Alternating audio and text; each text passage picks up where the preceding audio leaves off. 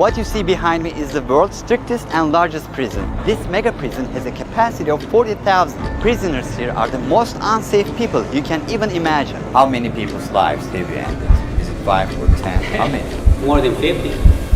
MS-13 and many other gangs. These are animals. These aren't people.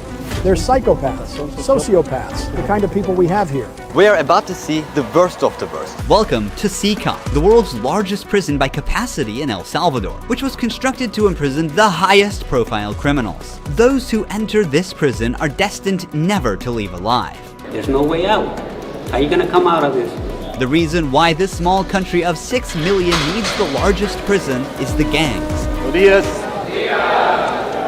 Once dominating the country, these gangs faced a dramatic crackdown starting in March 2022.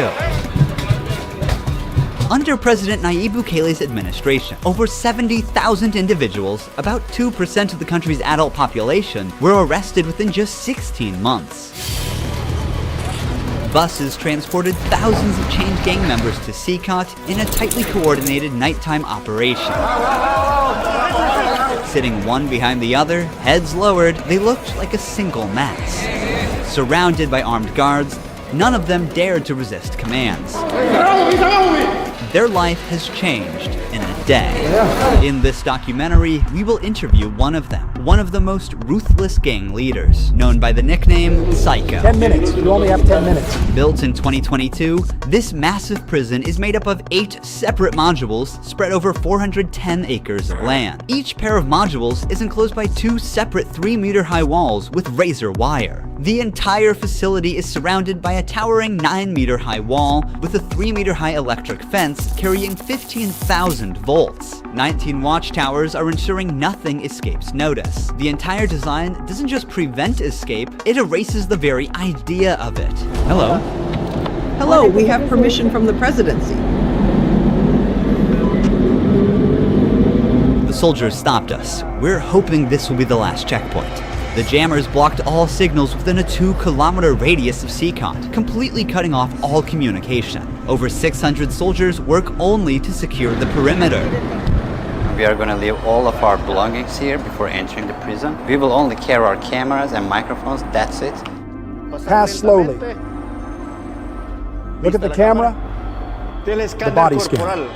I forgot my wedding ring on. Well, that needs to be put away over there. This high-capacity X-ray scanner even shows bones and internal organs. It's mainly used to scan newcomers, ensuring no one tries to sneak in anything forbidden on their body before entering. The inmates used to swallow some objects, or they would try to bring them in vaginally or anally. Micro SD memory cards, microchips, and not only that, even phone chargers. Another thorough body search has been conducted. Take off your shoes. They even inspected inside our socks. It took us around 1 hour just to pass through security, even though we were invited as media after months of applying. Guards are wearing masks because they're doing a risky job here. So if they get identified, it might be riskier for them to go to town centers because these gangs, they have a lot of connections. So they have to keep their identity secret. Why don't you wear a mask? I have to talk to them face to face, looking them in the eye. They already know who I am. We're in the registration room. This area is for inmates only. When a criminal is captured on the street, they don't carry ID or give their real name. That's why their fingerprints and photographs are taken here to enroll in the system. Once they become a permanent part of cecot, the inmates lose all contact with loved ones for the rest of their lives, as family visits are strictly forbidden. It's also important to note that a small number of innocent people were mistakenly imprisoned during the big crackdown. Because of the no-contact policy, their families have no idea where they are or if they are still alive. For some, this documentary could be their first chance to see a missing loved one. Before entering the modules where the inmates are, we visit the armory of the prison. This section is a must in case of possible riots, and these convicts are the most unsafe people on earth. The type of firearm we use is a T65 rifle, similar to the M16 rifle. We also have this other firearm, which is a 12-gauge shotgun. A Sig Sauer rifle allows us to maneuver in spaces that are too tight to move. Whenever criminals are arrested and dragged to the bus, various cuffs and chains are used to restrict their movements and minimize the risk of harm to officers. Has there ever been a riot? So far, there have been no escape attempts. We have the worst of the worst within criminal organizations here. The riot gear consists of a head protection, a face shield, neck protection, an anti-trauma vest, leg protectors, shin guards, and of course, a shield. Generally, in the prisons, we see inmates invent any kind of handmade weapon, like awls or knives. They are fully protected. You can see how he protects his feet. Since this prison is so large, we have to hop on this bus.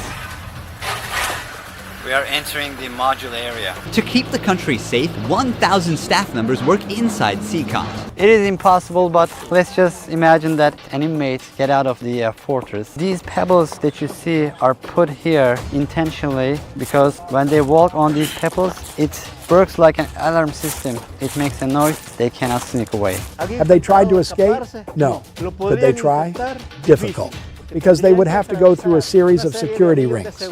cecot was built with its own infrastructure in an isolated area, including an electrical and sewage system to prevent external interference. In case of an electricity cut or water supply issue, the cisterns and power plants will maintain operations for up to a week. I'm so excited. We're gonna be face to face with the most dangerous criminals in the world. It is pretty tense. We are entering one of the modules now. You are seeing the third and fourth modules next to each other. An offender who enters one of these buildings never exits through these doors.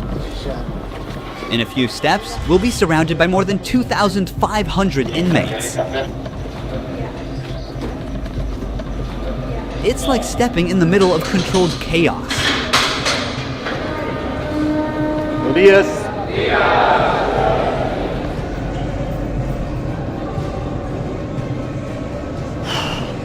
This is so intense. Their eyes are all on me, following my every step. Getting an eye contact with them. There are so many of them. I'm speechless. I can't help but feel unease. All of them wear white shirts, shorts, and slippers. They don't have any other belongings. Most are barely out of their early 20s and convicted of serious offenses. Even the most infamous criminals in history have an average of 20 to 30 proven victims. But here, some of the inmates are responsible for hundreds of innocent people's lives. Can I ask the inmates something? No. If you have any questions, I can answer them for you. If they try to communicate with me now, what are you gonna do? I'm not going to allow them. They know from them that subsequently there may be a penalty for not abiding by an instruction. I'm curious to know which of these group leaders I'll be interviewing. It is forbidden for us to pass this yellow line because these are one of the most dangerous human beings on Earth. Without the bars between us, everyone knows exactly what could happen. There are 32 cells in every one of the 8 modules making up the mega prison. Each cell holds around 80 inmates, but the number can go as high as 150. Despite not being at full capacity, the inmates only have 0.5 square meters of personal space each. Prisoners do not have any ventilation rights or courtyards to walk outside their cell. Each inmate here have been given one of the longest sentences you can even imagine in your life. The only thing that doesn't change that all these inmates will never get outside. They will never see sunlight. The only people are authorized to get inside and outside are the personnel and sometimes media like us. They will never ever leave this building. If you see their look, you can see the emptiness in their soul. They don't have any hope towards future. They look very robotic. Their life is so monotone. This open corner is their toilet area. They have like 2 toilets for 80 inmates. It's literally humiliating these inmates. Like their whole confidence is disciplined here. The same place where they use the toilet is also where they take showers. To clean themselves, they use plastic dippers in a single shared basin. There's no running water in the cells, so the prisoners have to rely on one blue barrel for drinking water. Where they sleep is these metal bunks. No pillow, no mattress. Each prisoner receives just the bare essentials: a white sheet, a uniform, socks, slippers, and a towel. That's it. The prisoners spend their entire days on their 4-level bunk beds. They have stacked tightly, like items stored in a warehouse. As part of hygiene and order, inmates are shaved every 2 weeks by personnel. Long hair or beards aren't just unhygienic, they can also hide sharp objects. Let's take a look. Take off your shirt and line up here. Now they are taking their shirts off. These inmates were once part of the MS-13 and Barrio 18 gangs, which controlled the neighborhoods of El Salvador. These two rival gangs spent years extorting money from locals and causing great suffering to Salvadorans. There is Barrio 18, MS-13 gangs all together in one cell. That's right, just like that. The entire module is the same. They all live like this. Outside, entering each other's neighborhood could mean being torn apart. Yet here, they are side by side until their last breath. How do they live without attacking one another? They have to learn how to live together. Here, they are in a prison. They are not on the street. Most of the inmates have tattoos covering their entire bodies, even including their faces, showing their loyalty structure. For MS-13, tattoos often include initial letters or the number 13. Members of the other gang use symbols like 18 or 666, which add up to 18 and symbolize the devil, or they use Roman numerals. Having gang tattoos on one's face is a clear sign that they are one of the most ruthless and high-ranking members of the organization. Crossing paths with such a person on the street is the same as staring death in the face. A spiderweb tattoo represents being caught in the web of justice and serving a long prison sentence. The devil horns tattoo is a dark symbol that represents these individuals' worship of the devil. Some even claim that they carried out their actions under the devil's command. A teardrop tattoo signifies that the person has ended someone's life. The number of teardrops indicates how many lives they've taken. If there are 3 teardrops, it suggests that the tattoo's owner has taken so many lives that they've lost count. With the phrase "laugh now, cry later," these masks or clown tattoos send a clear message. Stay strong in the face of hardship now and deal with the consequences later. Are all these people truly bad? They're on another level, high-profile criminals who will never change their mentality. If you look at the upside, there's a catwalk area. Guards consistently watch over the inmates from this elevated spot above the cells. If anything suspicious occurs, they will intervene while an extensive network of cameras observes every corner 24/7, ensuring nothing goes unnoticed. The modules are kept lit all day and night for monitoring. When the sun goes down, the lights stay on all the time. They are constantly being observed. I think this is one of the hardest things. When they try to sleep, they use their towels and cover their eyes to block the light. Preacher here is teaching some of the important lessons from the Bible to the inmates. They're doing physical exercise over here. There's a trainer there. This is the only time these inmates get out of their cells. These activities take place for a total of 1 hour per week, under the watch of armed guards. For the rest of the time, they are locked inside. They used to control the streets. Now, they can't even take a step with their free will. It's a rotating schedule. There's not enough space, so they can't all go out on the same day. Has there ever been a chaotic incident when these inmates were outside of their cells? So far, nothing. Whenever we focus the camera on a cell, we often catch a prisoner silently mouthing words. Even behind bars, gang members attempt to send orders to the outside. This prisoner was doing just that, but we censored him to block the message. Despite the crackdown, these groups still hold significant power outside. Rumors suggest they have plans for taking revenge by targeting innocent people. But in response, the authorities threaten to impose even harsher measures on imprisoned members. If they do that, there won't even be one meal in prison. Uno. I swear to God, they won't eat a grain of rice. Let's see how long their homeboys last inside. Here they get 3 meal times: breakfast, lunch, and dinner. Breakfast is usually beans and rice. For lunch, they get white rice and pasta. And dinner's pretty much the same. The only thing that changes is the drink. There's no nutritious food like chicken or meat. This is the lunch. It's rice, pasta, and 2 tortillas. Does the menu vary from day to day? No, Is it the same every day? it's always the same. It's for freshmen. Okay. It's a sugary drink. I'm going to taste it for myself. Inmates must eat with their hands and clean their plates before returning them. With a diet lacking in protein, many likely suffer from nutritional deficiencies. Before starting our interview with an inmate, I want to show you one more place that is even more extreme than what you've seen so far. Here we are in the isolation cell area. If inmates break a rule, they can be sent to these isolation cells according to the legislation. The law gives me the right to keep the prisoners in isolation for up to 15 days. These cells have sealed doors. Through this grid, I can see them and identify who's inside. We serve food here, and we also use this space to put handcuffs on them before opening the door to move them from here to their cell. Welcome to the isolation cell. If an inmate misbehaves, this is where he ends up. He won't know the time or how much longer he'll be kept inside. For days or even weeks, he sleeps on this concrete bed without ever leaving. They are cut off from the outside world, left alone with nothing but their thoughts. This is where they supply their water. There's a water basin here. They take their water here, and this is where they pee. The basin for drinking water and the toilets are located side by side. The toilet looks recently used and dirty, suggesting that this cell has recently been used. The only light they have is this little hole that barely lets the sunshine in. This openness is also the sole source of fresh air. What is the most challenging thing about isolation room according to you? Inside, you don't even see your hands. So when someone is isolated, it is necessary for them to have something, a book, anything, to keep their mind clear. But here, they don't have access to any of that. No matter how tough a criminal is, this kind of isolation breaks them. This is necessary for the type of offenders that we have here. People who once played God by deciding who would live and who wouldn't live deserve the worst punishment. We don't show them mercy. They can ask for forgiveness, and may God forgive them. But here, justice must be served for so many victims, and it's the least they deserve. Now we're going to interview the inmate known as Psycho. He has a 34-year criminal history and has spent the last 25 years as a high-ranking member of an organization. 10 minutes. You only have 10 minutes. 12 guards are barely enough to ensure the safety around this inmate. Remove the mask.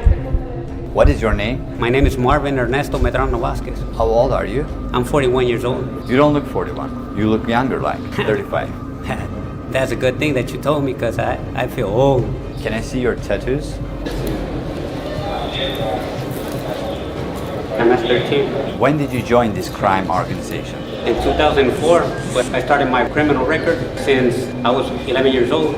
How did you first become involved? When somebody is born with just a mom and the mom is working, you look for the streets. You look for somebody to help you out. I said, oh, my mom's poor, I need some shoes, I need some clothes, and I started robbing. Then I need a father figure because I didn't grow up with my father.